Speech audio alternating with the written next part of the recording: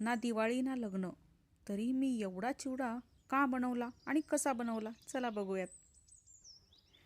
तर सगळ्यात अगोदर आपल्याला लसूण वाटून घ्यायचा आहे. इथे 4 ते 5 गड्डे मी लसूण सोलून तो वाटून घेतलेला आहे आणि मोठा मोठा वाटायचा आहे, खूप बारीक वाटायचा नाही आहे. चिवड्यासाठी आपल्याला थोडासा जाडसरच लसूण लागतो, बारीक केला तर तो तेलामध्ये करपून जातो. अशा प्रकारे मी जाडसर लसूण वाटून घेतलेला आहे. मग इथे ताजा झाडाचा कढीपत्ता आणून धुवून आता त्याचे पानं वेगळे करून घ्यायचे आहेत आणि ते सुकवून घ्यायचे आहेत.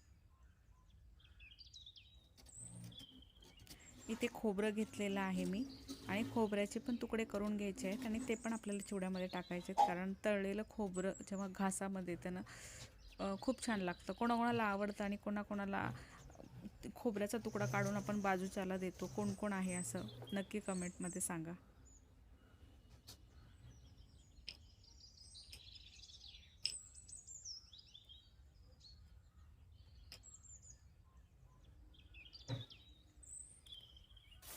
खोबरं पण तुकडे करून झालेले. इथे मी मुरमुरे घेतलेले आहेत.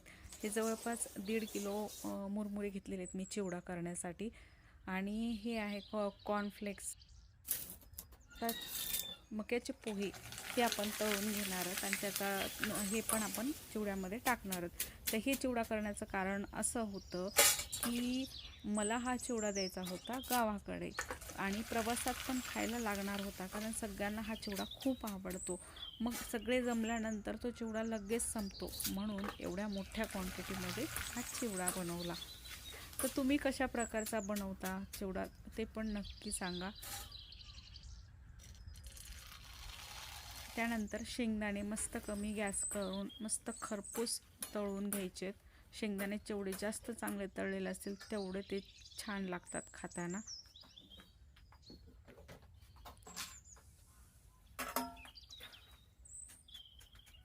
मस्त शेंगदाणे तळलेले 2-2 तुकडे पण होत आहेत. चटचट वाजल्यानंतरच ते काढून घेतलेले आहेत. मग मी थोडंसं तेल काढून त्यात आता आपलं खोबरं तळून घेणार आहे. खोबरं पण कमी गॅसवर तळायचं आहे, नाहीतर ते खूप करपतं आणि ओलं पण राहतं. मग ते मऊ पडलं की चिवडा मऊ पडतो. मग कमी गॅसवर मस्त तळायचं, म्हणजे ते कडक होतं. अशा प्रकारे खोबरं पण तळून घेतलेलं आहे.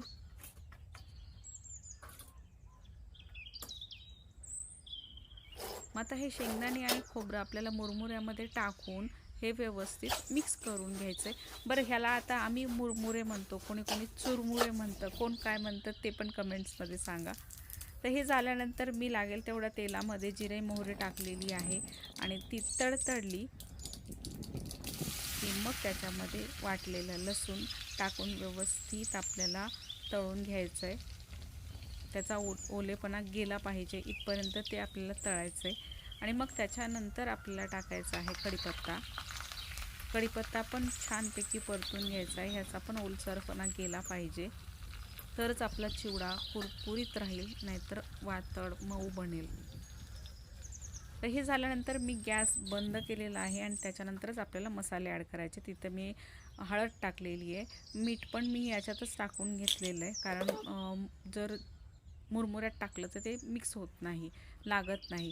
मग अशा प्रकारे लाल तिखट पण घातलेलं आहे. पण हे लक्षात ठेवा की कढई गॅस बंद आहे, त्यामुळे ते करपण्याची भीती नाही. मग आता हे सगळं सारण आपल्याला मुरमुऱ्यामध्ये ओतून मग मिक्स करून घ्यायचे. अरे, मक्याचे पोहे कुठे गेले?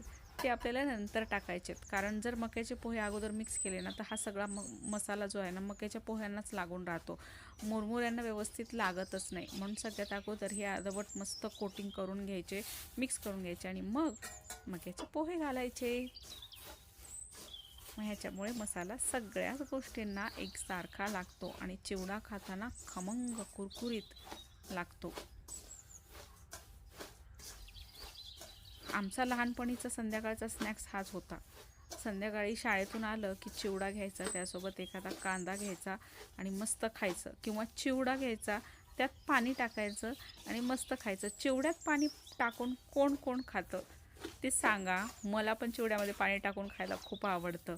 तर अशा प्रकारे झटपट आपला चिवडा तयार झालेला आहे, खमंग कुरकुरीत, साधा सोपा. अशाच रेसिपी बघण्यासाठी परत या. धन्यवाद.